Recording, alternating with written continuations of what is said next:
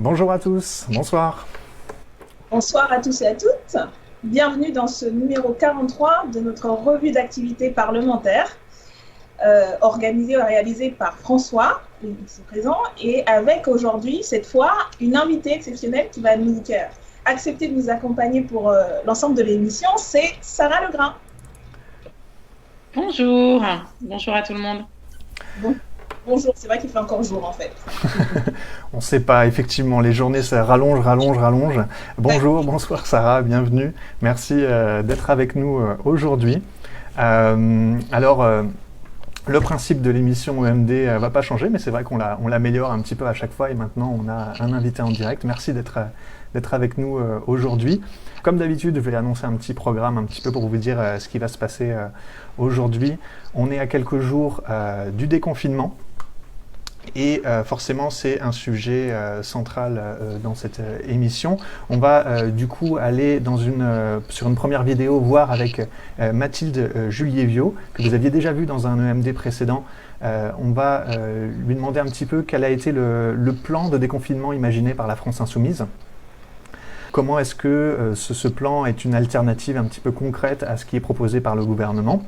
Dans une deuxième partie, on va discuter tous ensemble, surtout avec Sarah, pour témoigner un petit peu de ce qui se passe dans le 19e arrondissement. Si vous ne connaissez pas encore Sarah, ça fait partie un peu vraiment des forces vives du 19e arrondissement. Elle a été candidate à la députation il y a quelques années, candidate aujourd'hui pour Décidons Paris dans le 19e arrondissement de Paris, et voilà, très, très engagée dans le 19e arrondissement, dans le 19e arrondissement militant. Et pour finir l'émission, on va parler un petit peu des différents rendez-vous qu'on aura en mai. Et bien sûr, si vous avez des questions à poser, n'hésitez pas à les poser. Vous avez simplement à mettre questions dans le chat et puis on y répondra à la fin de l'émission. Voilà, sans plus tarder, En mode député ne serait pas En mode député sans l'édito politique. Je vais donc laisser la parole à Daniel et on se retrouve un petit peu plus tard pour la prochaine séquence. Oui, merci beaucoup François, qui innove à chaque fois pour nous organiser un débat, une revue et des échanges toujours très bien produits. Merci à lui. Alors, pour cet édito, je voulais revenir bien sûr sur la période, mais sur tous les éléments qui me semblent être cruciaux aujourd'hui, à savoir la mobilisation collective, parce que je pense que fondamentalement, c'est cette mobilisation collective, même si on ne s'en rend pas compte, parce que ça peut apparaître contradictoire de parler de mobilisation collective, alors que ça fait plusieurs semaines que nous sommes tous et toutes confinés. En tout cas, la majorité de la population est confinée. D'autres secteurs, des secteurs essentiels, sont en activité à l'extérieur, mais une bonne partie de la population en télétravail ou simplement confinée chez soi. Mais je crois que c'est important de faire aussi le bilan de cette période en partant de ce qui a permis le recul de la propagation de l'épidémie. C'est d'abord l'investissement et la mobilisation collective des soignants et des soignantes, de tout le personnel hospitalier, des infirmiers, infirmières, aides-soignants, médecins, mais aussi toutes les personnes qui font tourner les hôpitaux, parce que c'est un véritable écosystème. Je pense au très bel hommage qui a été rendu dans un article du Monde dernièrement avec la présentation du fonctionnement de l'hôpital La Salpêtrière à Paris, et où on voit que c'est vraiment une organisation collective et qu'il y a eu un investissement de toutes ces petites mains qu'on ne voit pas, qu'on entend peu, mais qui rendent possible en fait la réponse sanitaire. Une réponse sanitaire qui a été à la hauteur justement parce que ces hommes, ces femmes, ces personnes ont fait preuve d'abnégation, d'engagement, d'imagination avec peu de moyens, avec le peu de moyens qui leur restait après ces années de politique de casse du système de santé. Et c'est ça qui a permis que nous encaissions le choc sanitaire. Et donc ça, c'est important de se rendre compte que c'est cette mobilisation-là qui l'a rendu possible. Il y a eu aussi la mobilisation, et il y a encore la mobilisation de tous ces secteurs que l'on dit aujourd'hui très justement essentiels, c'est-à-dire là aussi des petites mains, des invisibles, ces employés de la grande distribution, les secteurs comme ceux du nettoyage, des éboueurs et éboueuses, de tout ce qui a rendu possible en fait le confinement de la majorité de la population, c'est l'investissement, le travail et la prise de risque, y compris de ces millions de personnes. Et en troisième lieu, c'est aussi important de se le rappeler, la mobilisation sanitaire, elle a reposé sur la population qui a très largement suivi les consignes, quasi majoritairement suivi les consignes, puisqu'une partie ne pouvait pas le faire et devait être sur les sites d'intervention essentiels. Mais le reste de la population a activement en fait assuré la réponse sanitaire en étant confiné, malgré des difficultés pour beaucoup économiques, sociales, dans des logements souvent trop petits, dans des conditions souvent très dures, physiquement, mais aussi psychologiquement. On sait aussi que un certain nombre de tensions, de violences se sont accrues parce que c'est des conditions inhumaines, en fait, qui ne font pas partie de la condition humaine de devoir se retrouver pendant si longtemps enfermés.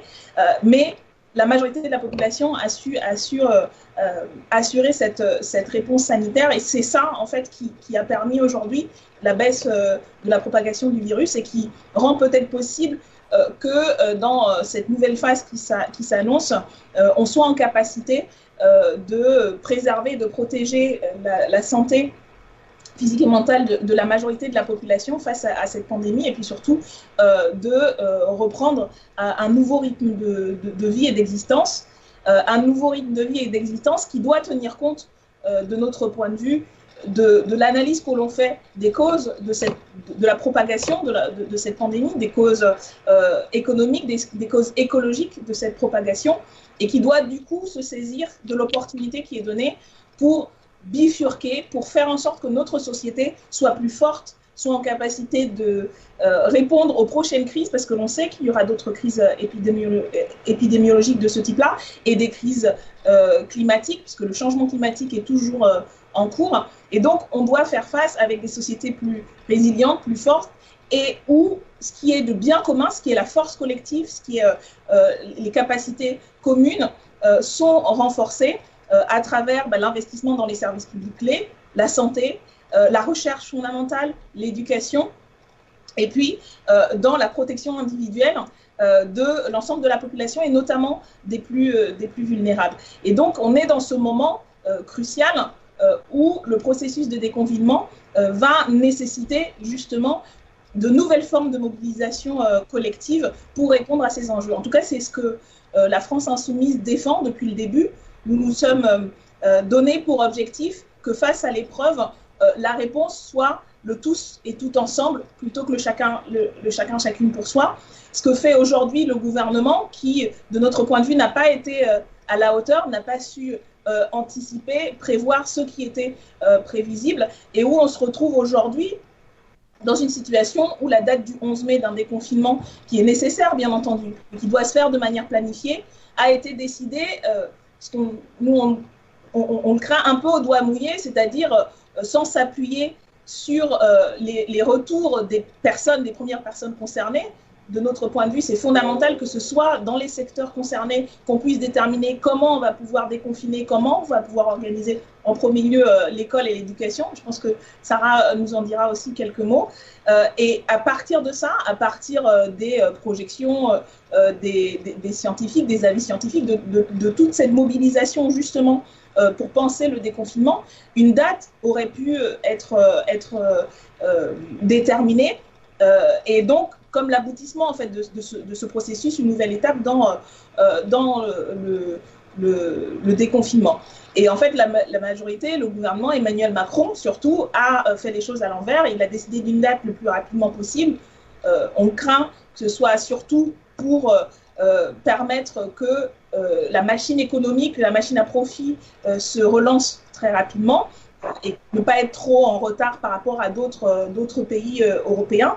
Et puis ensuite, en fonction de ça, le gouvernement a dû faire entrer tout dans les cases. Et donc, encore une fois, on a une manière de faire qui priorise ce qui pour nous ne devrait pas être la priorité, c'est-à-dire l'économie, qui devrait être au service plutôt de la protection sanitaire, de la protection de la population, plutôt que être le déterminant premier.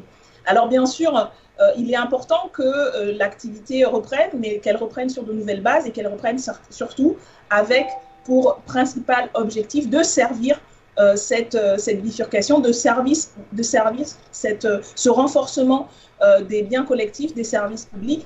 Et en tout cas, c'est ce que nous, à la France Insoumise, dans le groupe parlementaire, mais aussi avec l'ensemble du mouvement, l'ensemble des militants et militantes insoumis et insoumises, mais aussi des citoyens et citoyennes avec qui nous nous mobilisons sur tous les fronts et que nous appelons à continuer à être mobilisés. C'est avec ces objectifs que nous allons continuer dans les prochains jours, les prochaines semaines et les prochains mois à défendre cette perspective qui reste la nôtre, celle de construire ensemble un avenir en commun et de retrouver tous et toutes ensemble le goût du bonheur dans les prochains mois et les prochaines années. Ça reste notre boussole stratégique et c'est pour moi le message principal que j'ai envie de transmettre aujourd'hui, alors que voilà, il y a beaucoup d'inconnus dans ce qui va se passer les prochaines semaines.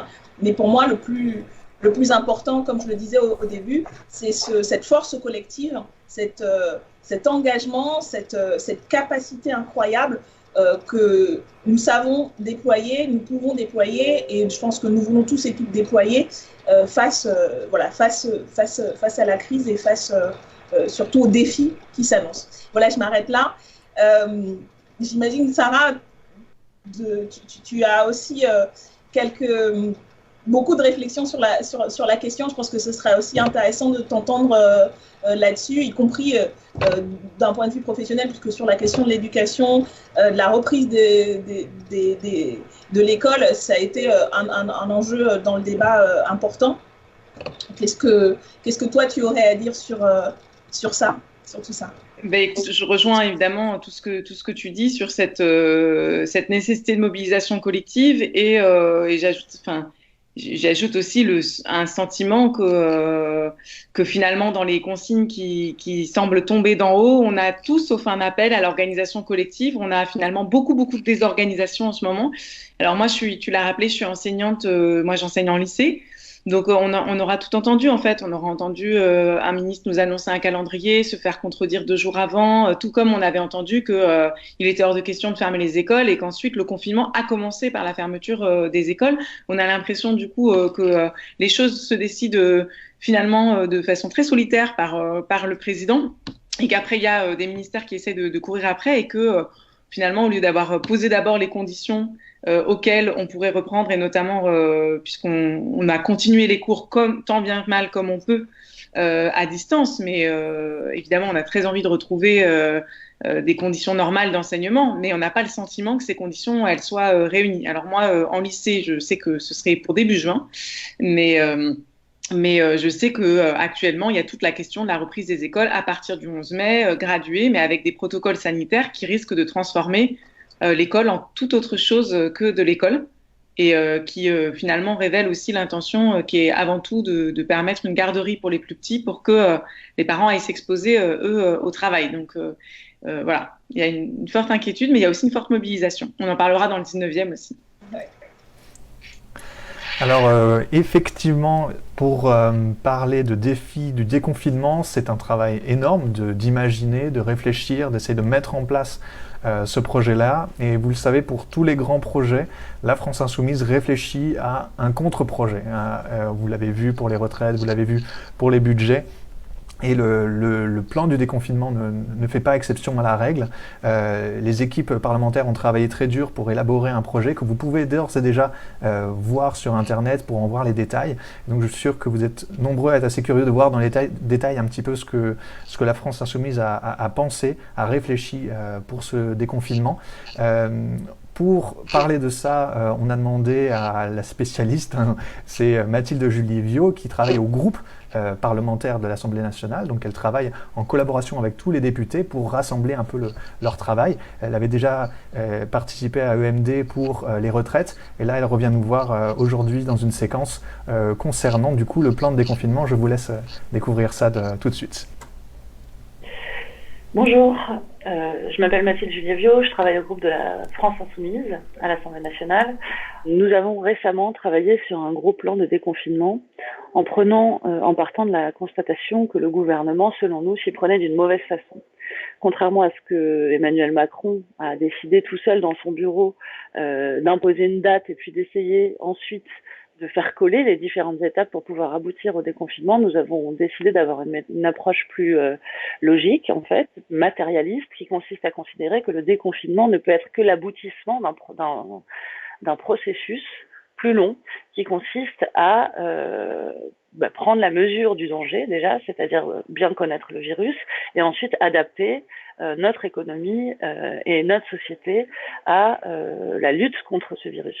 On a donc fait plusieurs auditions avec des épidémiologistes, des scientifiques, des mathématiciens, des statisticiens, des économistes, afin d'établir avec eux, et ensuite les députés ont établi, un plan de déconfinement qui soit mis en œuvre par étapes successives et qui permettent d'assurer la sécurité de la population, parce que c'est ça qui nous semble le plus important. D'abord, on s'est intéressé aux caractéristiques du virus. Il se trouve que c'est un virus qui est très contagieux, d'une part, et d'autre part, qui présente de nombreuses inconnues sur l'immunité, par exemple, sur le fait de savoir si les enfants sont ou non porteurs.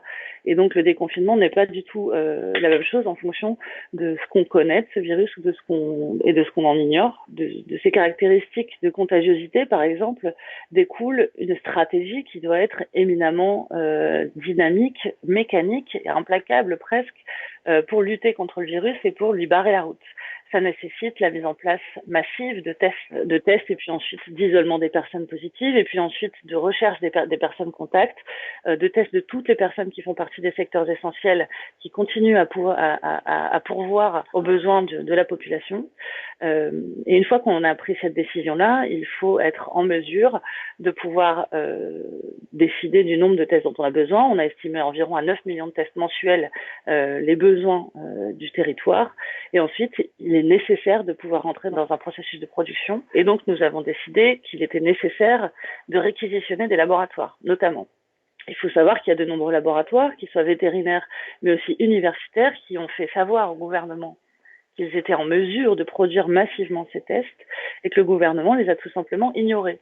Alors qu'ils auraient pu, par la loi les autorise à réquisitionner l'ensemble des laboratoires qui le souhaitent dans ce type de crise extrêmement grave pour pouvoir assurer d'une part une bonne répartition géographique des tests produits et ensuite pouvoir assurer une cadence et un suivi de la production des tests. Par idéologie, le gouvernement se refuse complètement à mettre en place toute planification un temps soit peu sérieuse. Et donc, du coup, pour cette raison, nous avons décidé de mettre en place ce document de planification avec l'aide de tous les spécialistes que nous avons pu auditionner. De la même façon, dans les premières semaines de la crise, le gouvernement n'a pas du tout pris la mesure du drame qui se déroulait dans les EHPAD. Les personnes décédées n'ont pas été comptabilisées parmi les victimes du Covid-19.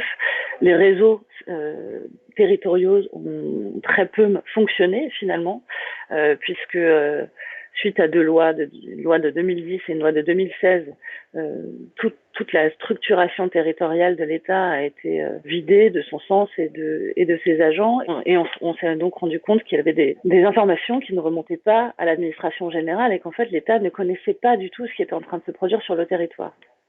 Nous proposons notamment dans ce plan de déconfinement la mise en place d'une remontée de l'information extrêmement rapide vers l'État qui aurait dû, dès les premières journées en fait, du confinement, être mis en place de façon très solide. Je vous invite à aller voir le plan de déconfinement que la France Insoumise propose sur le site internet. Vous tapez planification du déconfinement France Insoumise sur Google, vous le trouverez facilement. Donc nous allons essayer d'insérer l'ensemble de ces dispositions dans les mesures d'urgence sanitaire.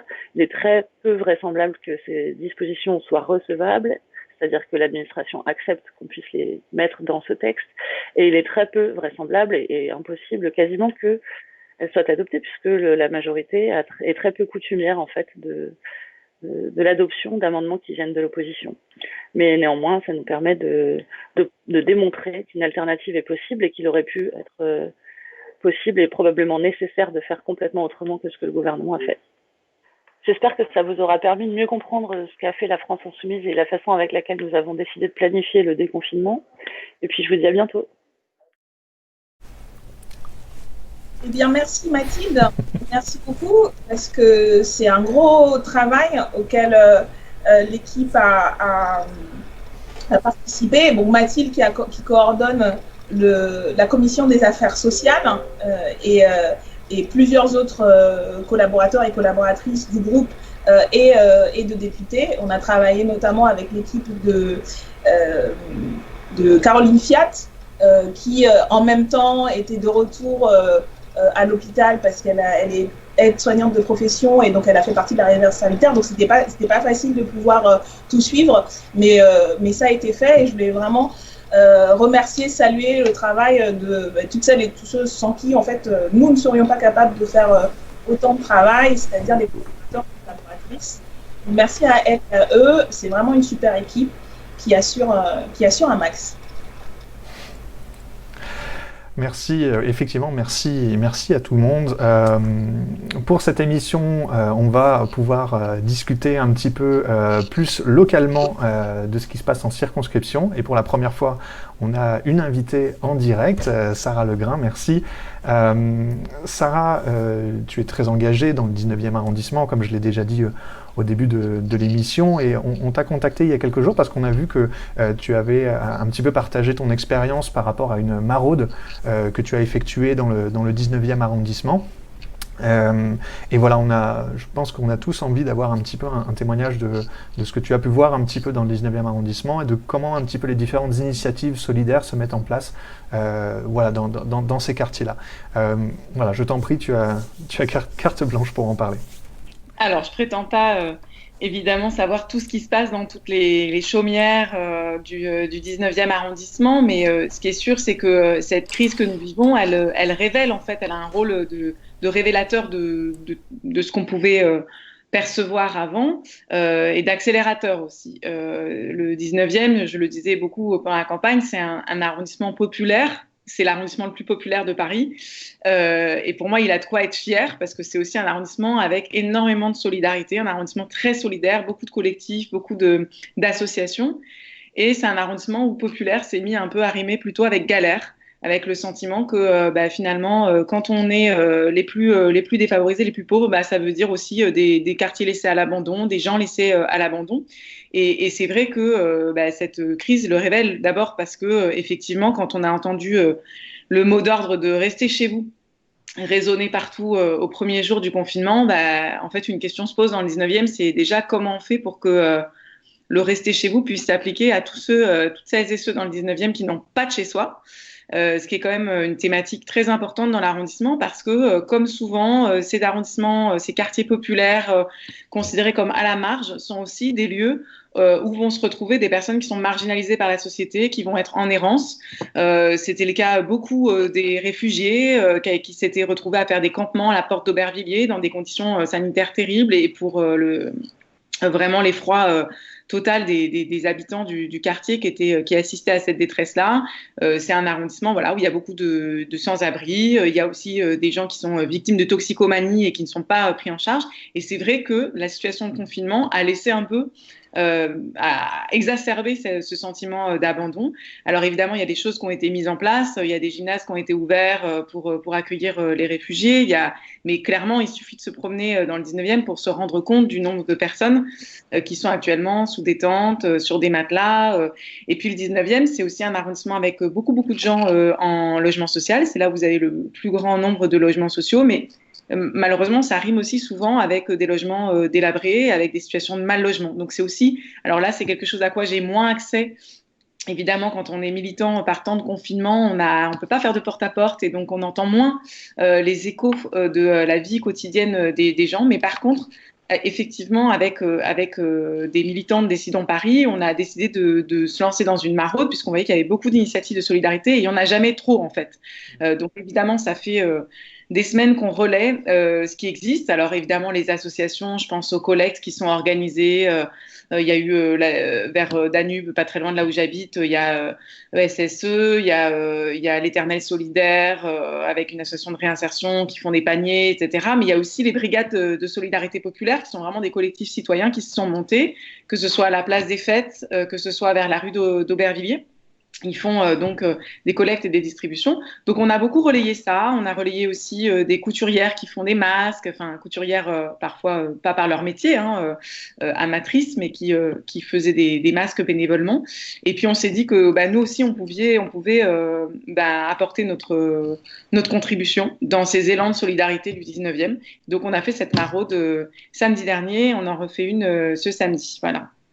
Deux choses. Moi, j'ai retrouvé ça m'a fait retrouver des expériences antérieures de militantisme en association, où j'étais bénévole dans une association d'aide aux sans-abri, et on retrouve à la fois les besoins matériels, il faut les rappeler, surtout dans la période, parce qu'il faut aussi dire que c'est une période qui a vu vraiment s'accroître le nombre de gens qui vont à l'aide alimentaire, notamment des familles, etc. Donc ça, évidemment, ça crée une espèce de précarisation générale qui fait que ceux qui d'habitude avaient accès à l'aide alimentaire peuvent y avoir moins accès. Il faut rappeler que la vie à la rue, c'est le besoin de produits d'hygiène, c'est le besoin évidemment, pour les associations qui vont faire des distributions, ça va être des produits, des denrées alimentaires non périssables, comme ce sera collecté demain. Mais rappelons-nous aussi qu'il y a des enfants qui sont en difficulté, qu'il y a besoin de jouets, il y a besoin de papier, de feutres pour dessiner, il y a besoin de, en fait, tous ceux qui font les besoins élémentaires. Mais ce sur quoi j'aimerais insister aussi, c'est à quel point, moi, cette maraude, à la fois, m'a rappelé ce que je faisais un peu avant de m'impliquer beaucoup plus en politique, mais je suis contente de pouvoir mêler les deux. Ce qui était le lien humain dans une association d'accompagnement des sans-abri, et où ce qui apparaissait très frappant, c'était ce besoin de lien humain. Et là, en fait, une maraude par temps de confinement, on a des discussions et on se rend compte que c'était un peu... moi, j'ai toujours eu à cœur cette histoire de ne pas être dans une logique à croire simplement que tu vas apporter quelque chose charitablement. Oui. Mais en fait, des liens, des échanges humains. Et ce qui se passe dans la maraude, c'est que quand toi, tu es confiné chez toi et que tu as parlé à personne, à que des gens que tu connaissais depuis des semaines, parce que tu n'as plus de lien avec des étrangers. Et puis, tu as des gens qui sont à la rue et qui ont peut-être encore moins de regards, de sourires, qui ont peut-être même plus de gestes de rejet, d'inquiétude. Et ben, en fait, il y avait un vrai plaisir tout simplement déjà à discuter, à se retrouver et de dire qu'en fait, on a une vraie égalité sur ce terrain-là de besoin de liens humains. Et donc, une des premières choses que j'ai envie de dire qui peut être donnée par n'importe qui, c'est ne détournez pas votre chemin, votre regard quand vous passez à côté de quelqu'un qui est à la rue. Et on a aussi eu des discussions politiques. On a entendu des mots un peu durs sur Macron. Je les répéterai peut-être pas comme ça, mais... faut pas croire que être sans-abri, ça signifie pas ne pas suivre ce qui est en train de se passer dans la société. Et au contraire, il y en a qui avaient des avis très précis sur ce qui était en train de se passer, y compris en termes de liberté. Et c'était très intéressant d'en discuter avec eux. Je voulais aussi souligner, parce que comme on parle des écoles et de l'hôpital, comme tu as parlé de l'hôpital tout à l'heure, Daniel, le 19e arrondissement, c'est aussi l'arrondissement où il y a l'hôpital Robert Debré, qui est un hôpital hyper mobilisé, qui était très mobilisé sur la question des urgences, qui était très mobilisé sur ces collectifs de médecins qui lancent l'alerte depuis des mois. Et ça m'a fait très plaisir de voir qu'au 1er mai, ils ont organisé une casserolade. Donc c'est aussi un arrondissement qui reste un arrondissement très politique. Et c'est aussi le cas du côté des parents d'élèves et des enseignants qui se sont mobilisés contre les fermetures de classes, parce qu'il faut savoir que c'est pas parce que on annonce une réouverture des écoles et des classes avec avec 5 ou 10 enfants par classe qu'on n'arrête pas pour autant de fermer des classes pour l'année prochaine. Et vous avez des parents qui se sont mobilisés très fortement et qui sont aussi maintenant aussi mobilisés sur les conditions sanitaires de la réouverture des écoles, avec beaucoup d'échos, d'inquiétude et de colère immense, et de sentiments que les gens sont plongés dans des dilemmes insupportables. Et là encore, il y a une vraie responsabilité du gouvernement dans ces dilemmes.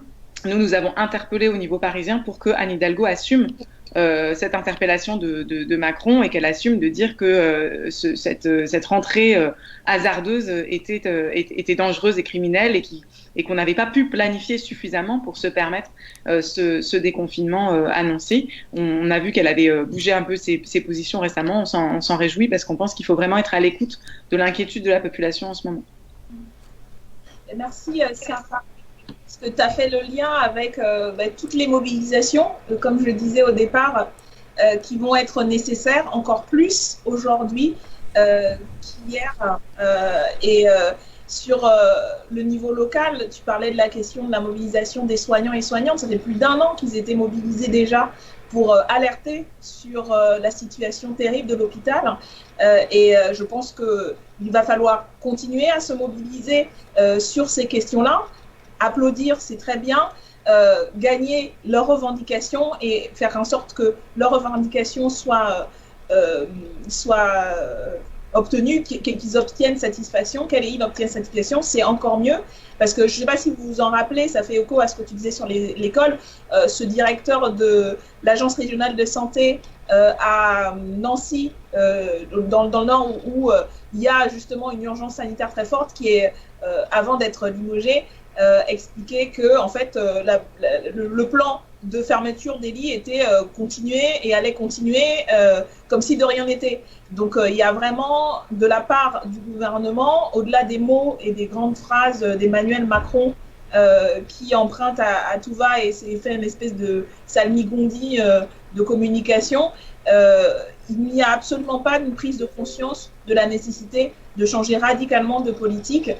Ils ne font pas le bilan, en tout cas je ne sais pas quel bilan ils font, mais dans tous les cas, ça signifie pour eux le retour à la normale, alors que c'est la normale qui a causé le problème. Et donc c'est pour appuyer le soutien que l'on apporte localement.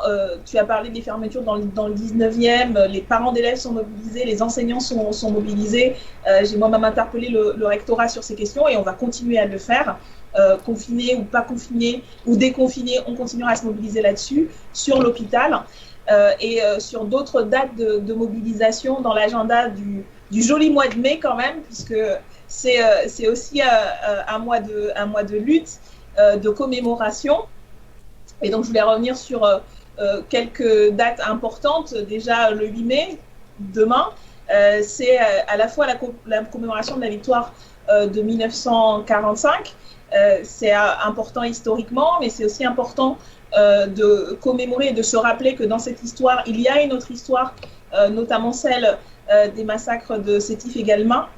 Et donc, c'est aussi quelque chose dont il faut se rappeler dans l'histoire officielle.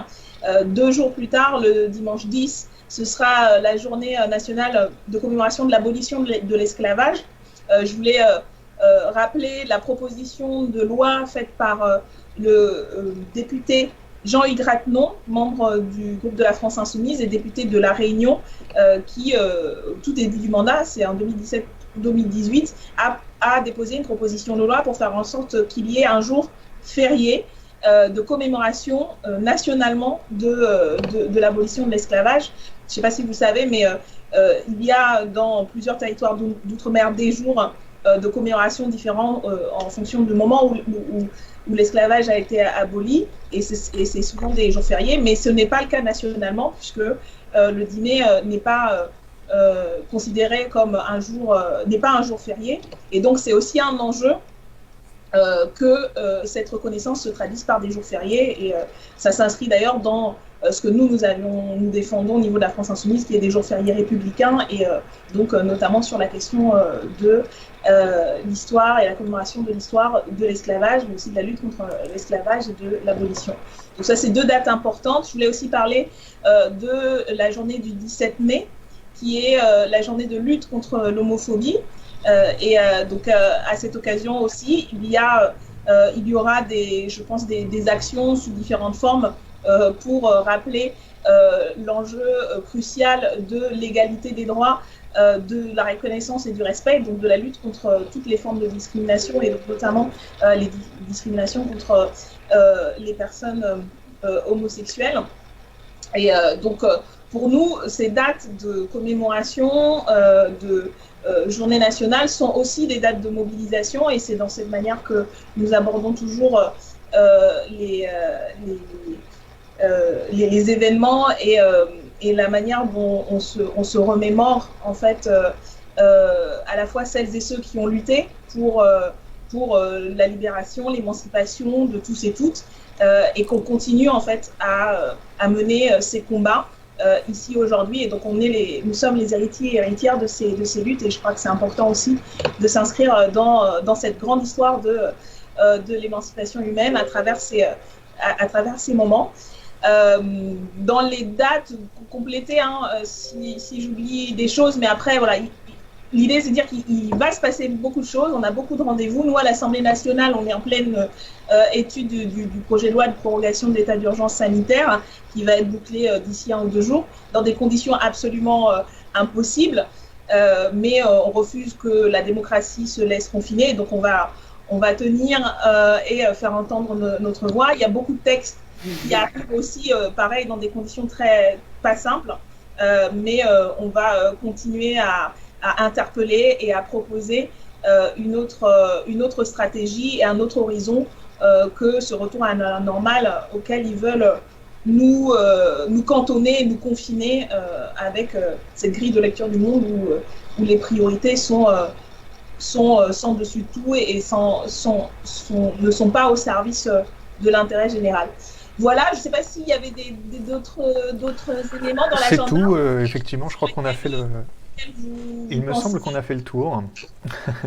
On a oublié, mais dans tous les cas, de toute façon, on vous tiendra au courant sur nos réseaux sociaux de toute l'activité parlementaire qui continue et continuera, et bien sûr de toute l'activité politique militante auquel nous participons. Sarah, je ne sais pas s'il y avait des rendez-vous ou des dates. Alors, on se voit à distance de sécurité sanitaire, mais demain, pour la collecte, on organise 12 rue Pajol. C'est de 13h à 18h. Vous pourrez trouver toutes les informations sur la page Facebook avec le détail des produits que vous pouvez amener, comme l'a dit François.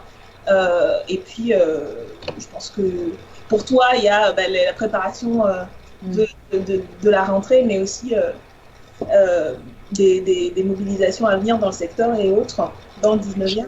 Je pense que c'est ça, il faudra être vigilant parce qu'avec le déconfinement, il peut évidemment y avoir des formes de mobilisation. De toute façon, ça ne s'est pas arrêté comme tu le disais. La mobilisation ne s'est pas laissée déconfiner, donc il y a déjà des tas d'appels, de pétitions, de collectifs, mais c'est aussi possible qu'il y ait des mobilisations auxquelles se joindre physiquement. En tout cas, il y a beaucoup de besoins d'entraide et de solidarité et vraiment n'hésitez pas à franchir le pas.